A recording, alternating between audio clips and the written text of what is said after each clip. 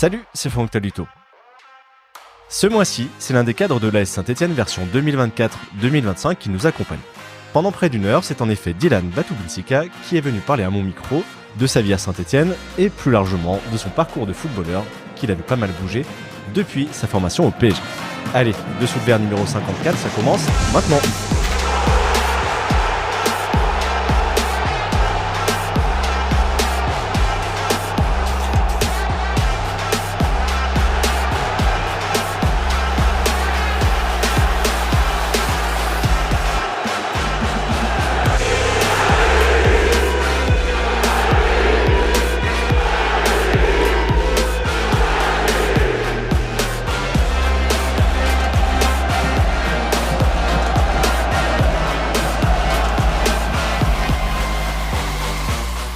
Salut Dylan. Salut. Merci de passer un peu de temps avec nous. J'ai plein de questions pour toi parce que tu as beaucoup bougé. Il y a la sélection congolaise aussi. Je te propose qu'on s'échauffe tranquillement en parlant de Saint-Etienne. Ouais. Comment tu te sens dans cette ville et dans ce club ? Franchement, je me sens bien au sein du club et aussi dans la ville. Franchement, j'ai maintenant mes automatismes. Ça fait presque 1 an et demi que je suis là et je m'y sens très bien, moi et ma famille. Donc ouais.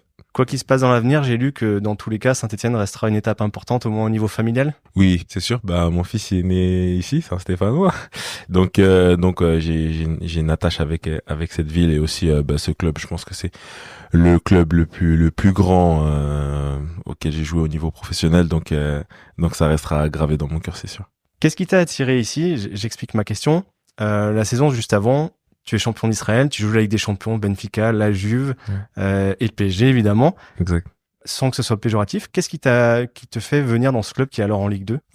Déjà, j'avais cette volonté de me rapprocher de ma famille à la base, des bases, qui vit en région parisienne, et aussi de revenir dans le top au niveau football, donc c'est-à-dire dans les 5 plus grands championnats.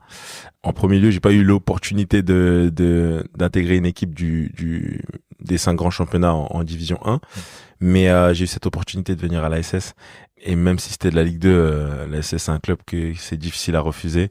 Et dans ma situation, moi qui jouais en Israël, qui n'est pas un championnat majeur, j'ai envie de dire, du football, j'ai vu l'opportunité et j'ai vu le verre à moitié plein, on va dire, en me disant que voilà, le fait de venir en Ligue 2 avec Saint-Etienne, il y avait une forte possibilité qu'on monte en Ligue 1 et après c'est plus du tout la même chose et c'est ce qui s'est passé. Donc je suis très heureux de mon choix aujourd'hui et je suis très redevable envers Saint-Etienne qui m'a permis de vivre un de mes rêves, qui est de jouer en Ligue 1 et voilà.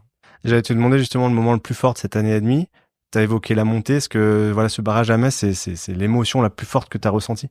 Ouais, c'était particulier, c'était bizarre. Le match, on est allé en prolongation. Le match était un peu. Déjà le scénario, il est un peu fou puisqu'on prend les débuts. C'était très long pour les supporters. Mais nous aussi, hein, franchement, on s'attendait. En fait, c'était cauchemar. Ça a commencé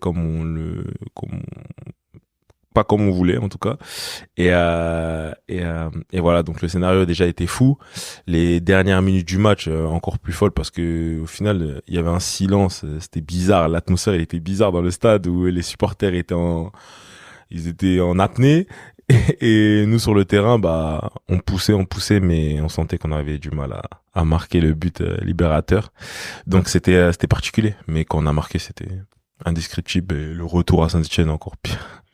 Donc, voilà. Au-delà de la fatigue physique, puisque c'est la fin de saison, mentalement, nerveusement, c'est dur de sortir de matchs comme ça. Ouais, c'était coûteux, hein. C'est franchement, tu sors du match, bon, c'est un soulagement, un grand soulagement parce qu'au final, t'as atteint les objectifs que le club s'était fixé.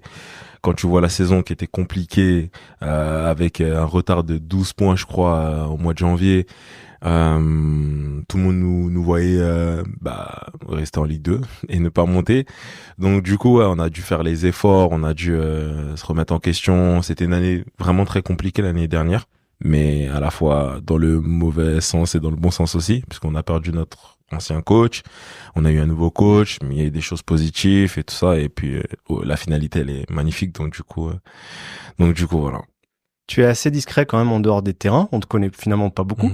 Qu'est-ce que tu aimes faire? Est-ce que tu as des centres d'intérêt, des passions particulières? Ouais, c'est vrai que je suis assez discret. Enfin, dans la vie de tous les jours, je suis très famille, donc du coup, je suis souvent avec ma femme, avec mon fils maintenant, et avec ma famille aussi, mes frères qui viennent souvent. Donc, ouais, et mes proches, nos amis.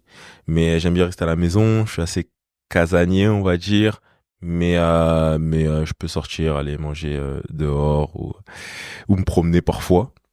Mais ouais, c'est vrai que je suis très très casanier. Je regarde les séries, des films. J'aime bien les séries, les films, le cinéma. J'aime bien et manger des pop-corn aussi. Voilà. Pour rester sur le quotidien, j'avais une question un peu décalée, c'est que j'ai pu voir tes protèges tibia. Ouais. Est-ce que tu peux nous expliquer ce qu'il y a dessus et si c'est quelque chose qui est important dans ton quotidien?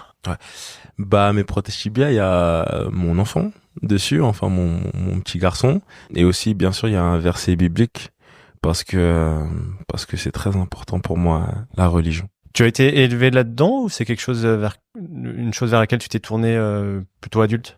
J'ai été élevé là-dedans parce que voilà, ma famille elle a toujours été croyante, mais après j'ai fait mon bonhomme de chemin, un petit bonhomme de chemin dans la foi, et aujourd'hui ouais, ça fait partie de moi.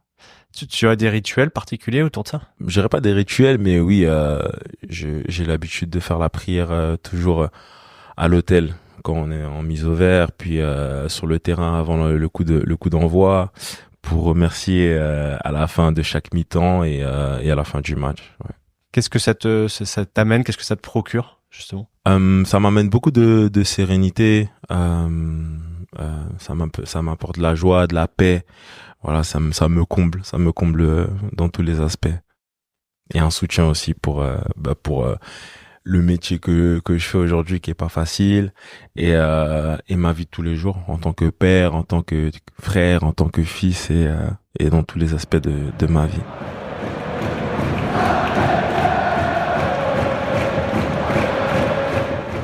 Je te propose de rentrer un peu plus dans le vif du sujet et de démarrer. Est-ce que tu peux nous raconter ton enfance en Île-de-France? Ça ressemblait à quoi? Bah, j'ai grandi à Cergy, dans le 95, le Val d'Oise.